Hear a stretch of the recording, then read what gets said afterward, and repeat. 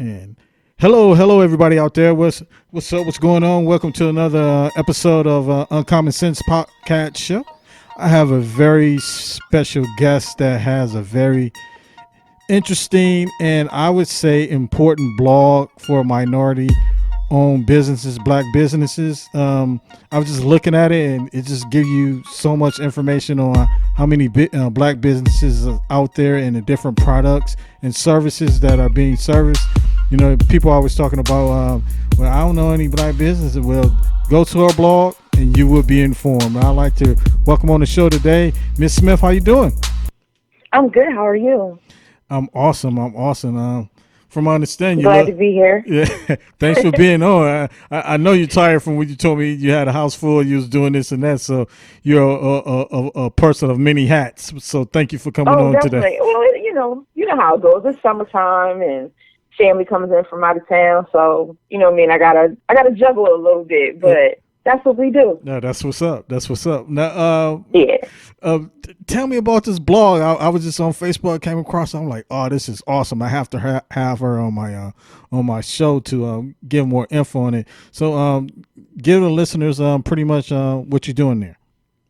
Definitely. Well, again, I just want to thank you for having me on the Uncommon Sense podcast. I think this is awesome. I love to partner and collaborate with other entrepreneurs, other media platforms, just to push the agenda of buying black. So my name is Lachelle Smith. I am the host of Minority Report featuring black-owned businesses. It is a YouTube channel, it's a website, it's a blog, it's a little bit of everything. And what I do is I interview entrepreneurs and I review their products on my website and my YouTube channel. And I've been doing this since 2015. So it's evolved, it's grown. I've been able to partner and collaborate, interview, feature some amazing people doing some incredible things. And like you said, I do hear that a lot. I can't find a black-owned business, or there's no black-owned businesses in my community. And I think what differentiates me from the other platforms is that I do live in a community that does not have a lot of black-owned businesses. So I think that I represent a vast majority of African Americans and people of color who are looking for businesses to support, but don't necessarily have that many in their community. So I can relate to that feeling. I can relate to that struggle. So I go out of my way, and that is what I encourage other people to do, is to go out of your way to find those businesses and to support them. So I really love, highlighting the different businesses and promoting them and encouraging other people to genuinely support them and just show them love. That is what's up. That is awesome. I commend you on what you're doing. We need more people like you. And now that, we have connected, we're family now, so you will always be welcome to come on my show and pretty much spread whatever new ventures or whatever that's going on that you might come across. Yeah, I think that's awesome. What got you started? What made you say, you know what, I have to do a blog? And what encouraged you to do this? What encouraged me was a few years ago, for about 5 years, I was a facilitator for a self-sufficiency program in my local community. And it was a 16-week program, and it was based on the work of Dr. Ruby Payne, a white woman, who examined poverty and came up with solutions for people to become more self-sufficient, knowing who and what their resources are, their bridging capital, their bonding capital, because poverty is not just about not having enough money. It's really a lack of resources. So in examining that, we also do a community assessment. The program is 16 weeks long.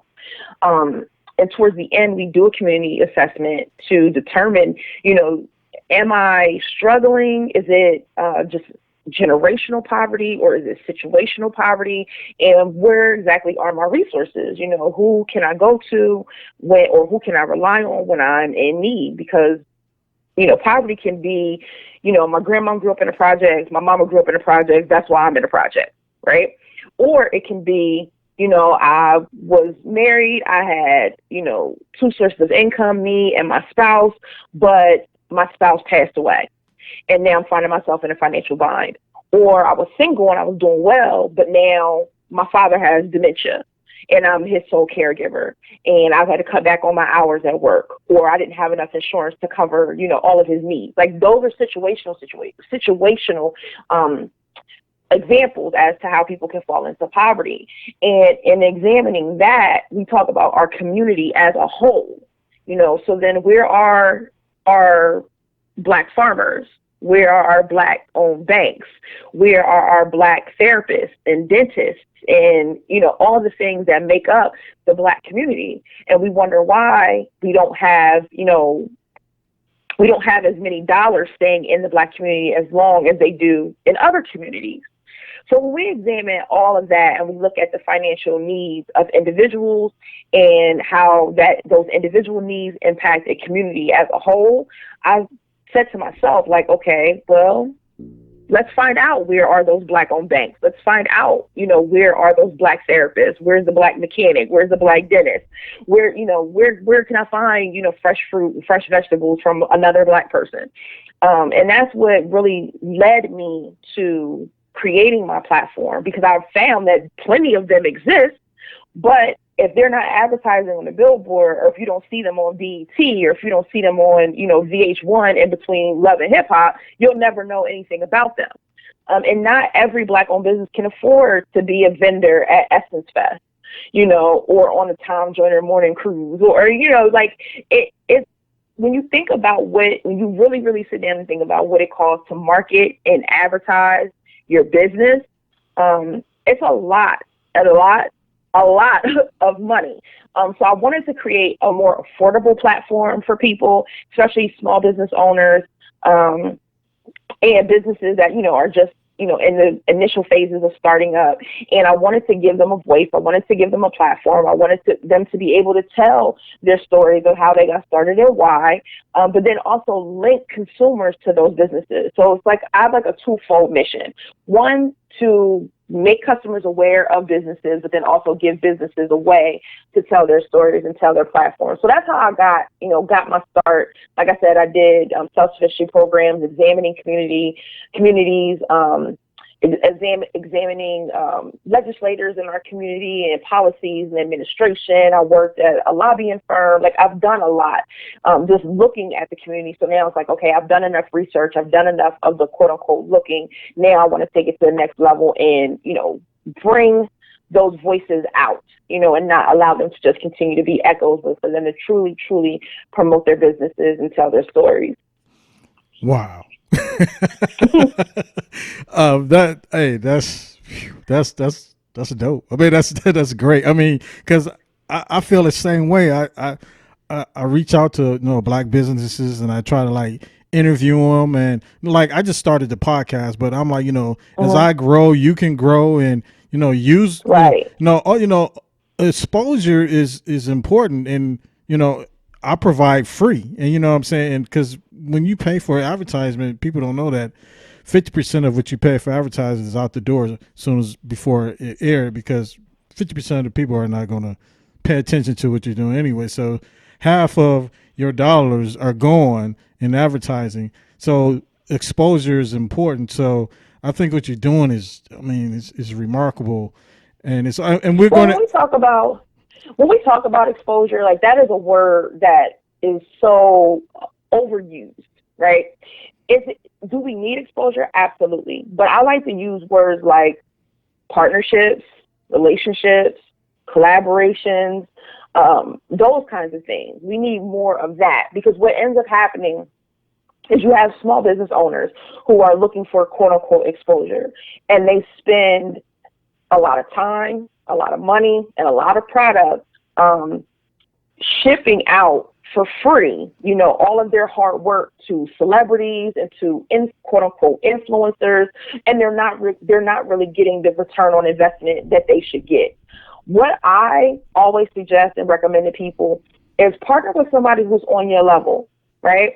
If you're just starting out, you're just starting your business, you don't really have a huge budget for marketing and advertising, why are you chasing after, Instagram celebrities or reality TV show celebrities? so that they can show one picture of your product on their Instagram to about 4 or 5 million people who are probably not going to buy your product anyway. There are other ways to be more strategic in getting your exposure, where you don't have to continue to give away all of the products that you have for free. You have to partner with people. You have to build and establish relationships, establish a rapport. Like, you have to have a solid brand. Like people think getting into Essence magazine, like, if I made it into Essence, I made it, right? All People right. have no idea that a lot of those people you see featured in Essence pay to be in Essence. That's right. You know what I mean? Like, it ain't like Essence is coming knocking on people's doors saying, "Hey, I think you have a phenomenal product and we want to interview you." No. It don't work like that. Right. Trust and believe me. And I'm telling you, you can't afford Essence. If you just starting out, you ain't got $5,000. You don't got $600. Right. You know what I mean? To be featured in Essence. So try to work with other influencers, bloggers, YouTubers who are on your level. If you got, because we know followers are important, right? That's important. Facebook followers, Twitter followers, Instagram, all that stuff is important. So if you're just starting out and you got 500 Instagram followers, try to find an influencer who also has 500 Instagram followers. You know what I mean? So that the quote unquote exposure is mutually beneficial for both of you. You're introducing your 500 followers to that influencer, and that influencer is introducing their 500 followers to you. That's what I try to, tell people all the time. Try to work with somebody who's, on your level. And then as you grow, they grow, and you continue to, promote them. They continue to promote you, and you establish a relationship. But, sending out 1 million free products to Steve Harvey, to Tyler Perry, to Oprah, like, Oprah don't need your soap. You know what I mean? Like, right. you gotta be strategic about it. She's a billionaire. She don't need your $3 body oil. Right. That she's not even your ideal customer. She's not even in your target market. So, be strategic about how you go about getting the exposure that you want. Wow. I mean, that's awesome advice. I mean, that's a great advice. That's all for free. That was awesome advice for free. And so that's what it's about, man. That's what it's about. That's networking, communicating, and that's exactly is what it's about. And so tell me, throughout your time of having coming across entrepreneurs, Black entrepreneurs and business people, what's some unique businesses that you have come across? It's like, that's unique. Oh man. I mean, it's so many. Like, okay, I say take the Black-owned Wine and Spirits Festival. Okay, Chanel Turner, young lady, started her own line of vodka. It's called Foudre Vodka. Foudre. Foudre Vodka. Okay. It comes in a purple bottle. Okay. And the bottle is shaped like a lightning bolt. Okay. All right. Yeah, she's a college basketball player.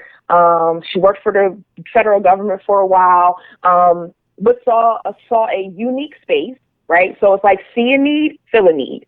She saw there was a unique space where there were not a lot of Black people, let alone Black women, in the spirits industry.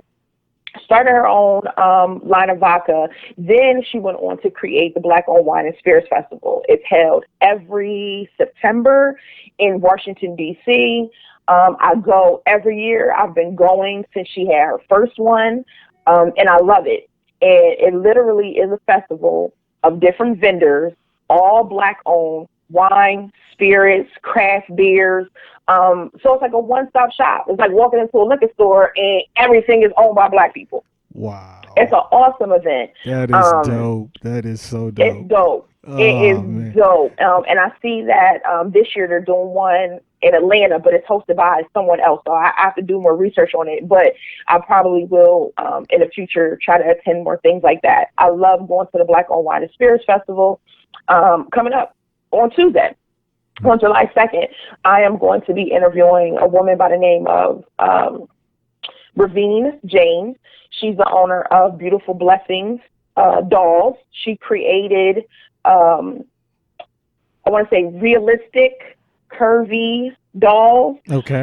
for women's empowerment, and to have representation for young girls, that every doll that they see isn't this slim, perfect figure, but little top heavy, little bottom heavy, slim thick. Like that's what realistic women look like, and that's what she created those dolls. So I'm actually going to be interviewing her on my platform, Nice. live.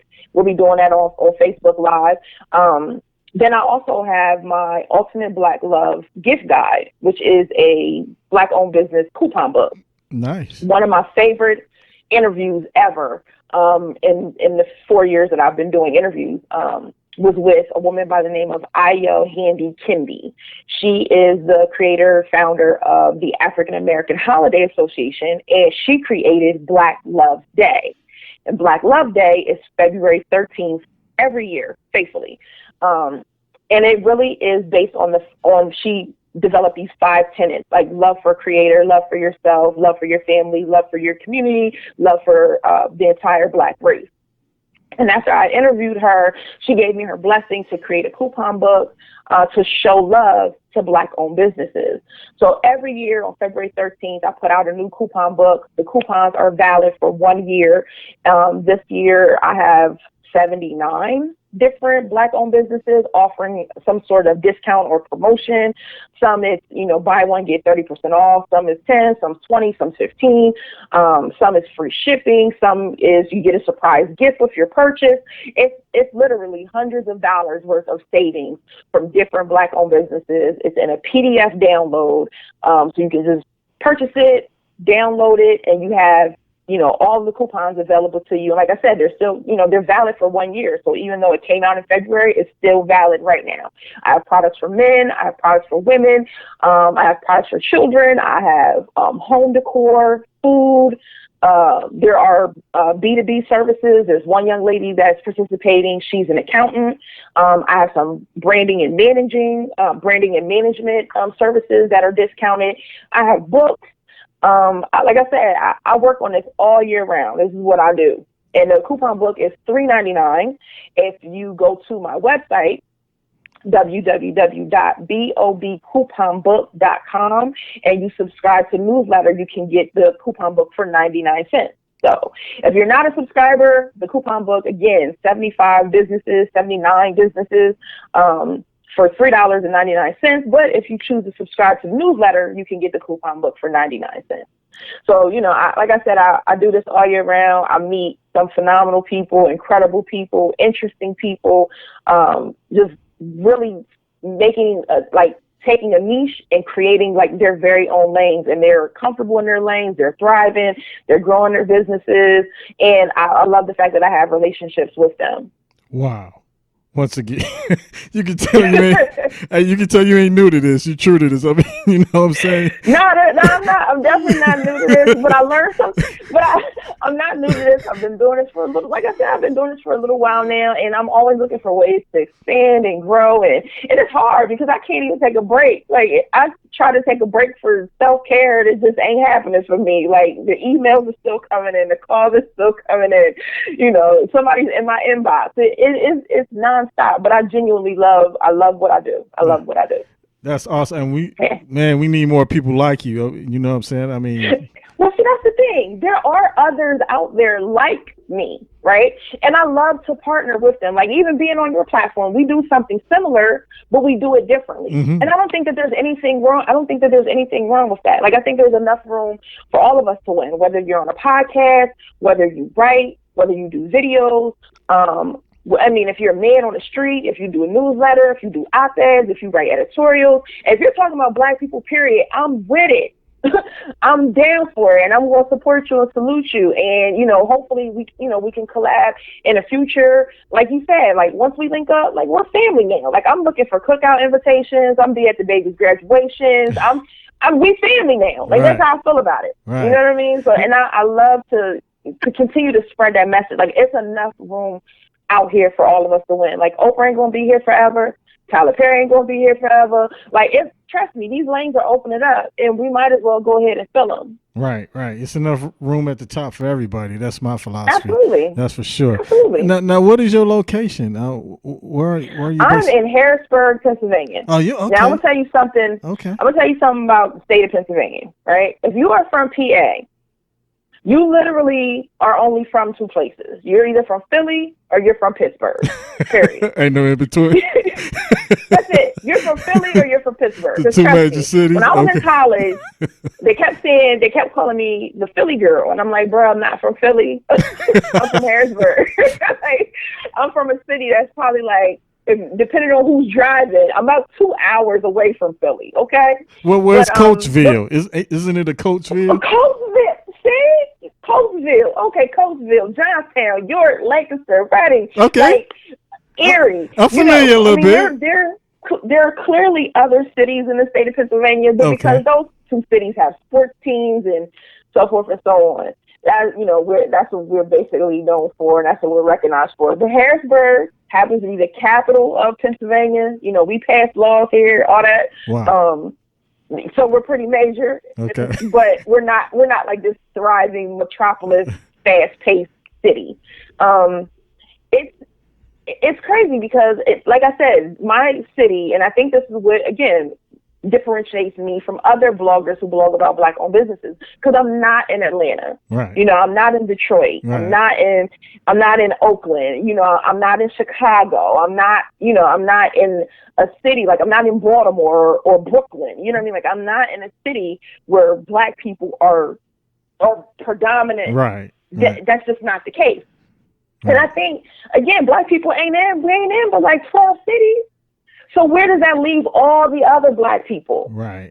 How are all the other Black people going to remain connected, and how are they going to be able to support other Black-owned businesses when you don't have, like I said, you can go to Atlanta and it's 125 different Black-owned nail salons, hair salons, barbershops, clothes, grocery stores, movie theaters. You know what I mean? If you don't live in a big city like that, supporting a Black-owned business is very difficult and it's very hard. Yes. And that's where I find myself. We have our own little Black Wall Street, where it's just like this one strip in my city where a lot of Black-owned businesses are. It's like, I want to say it's about 10 of them, like in one little block.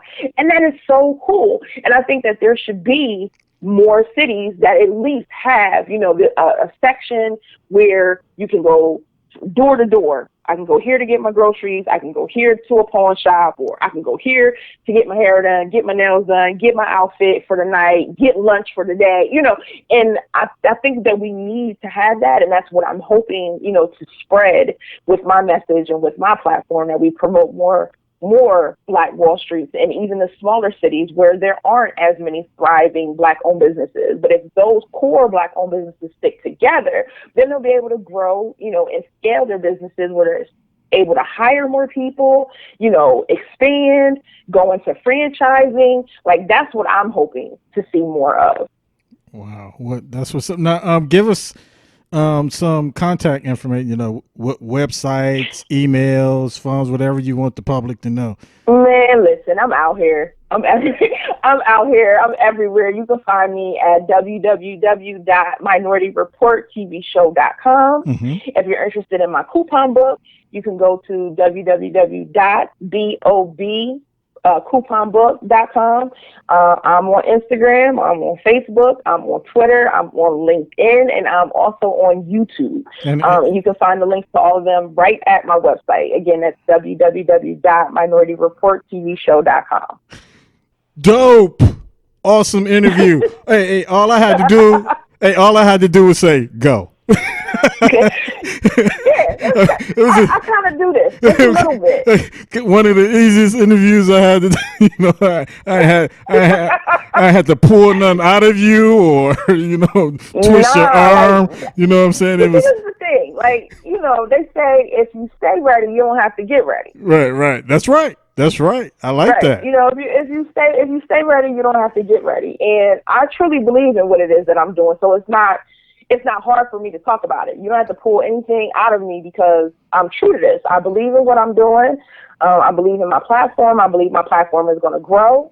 I believe I'm going to be a household name, not just because I want to be famous or I want to be seen or I want to be known, but no, I truly do meet some really, really dope people who are doing dope things, and like they deserve that shine. They deserve, someone out there being a voice for them. And if I'm able to do that, then I'm happy to do it. Word. The Minority Report, featuring Black-owned businesses with Miss. It's been a pleasure. I am so honored to have met you today, and hopefully we can continue, partnerships and relationships Absolutely. and collaborations and stuff, things of that nature. So I really, truly appreciate you taking the time out to be in my program. It was an awesome interview. It was very informative. And so for those people out there that's, in business or trying to get in business, voila, there you go. Holla at me. Yeah, holla at me. Holla at me. I mean, like I said, I'm here. I'm definitely around. I'm very personable. I'm not super social. I go out when I have to. Right. But no, I'm definitely personable. I love talking to people. I love hearing their stories. So yeah, definitely, like I said, reach out to me on the website, minorityreporttvshow.com. You can reach out to me directly. info@minorityreporttvshow.com. Like I said, I'm around. It's nothing. I love to engage with people. I love to, see what you have going on and find ways to market your business. Even if you're a small business and you have no budget or some budget, we can work on something to really get people talking about your business. That's what I provide. Word of mouth marketing, getting people talking about your business. Devin, I definitely appreciate you today. All right. Well, thank you. Don't hang up after I'm not gonna hang up. Okay, no, I'm just saying because a lot of people are like, okay, that's the show, and they hang up when I wanted to talk to them. No, I'm not gonna hang up until you say it's time for me to hang up. Yeah, I mean, because I'm gonna edit this part out, but right, of course. Yeah, but thank you for joining the show today. I think this is probably like the 16th episode. Thank you for watching me. You can watch me on youtube.com/sbusiness or go to my website, bossman50.podbean.com, or on Spotify, the Bossman50 podcast. Thanks for joining in today, and thanks for my guest today, Ms. Smith from Minority Reports. And if I can talk, I can end the show. Thank you.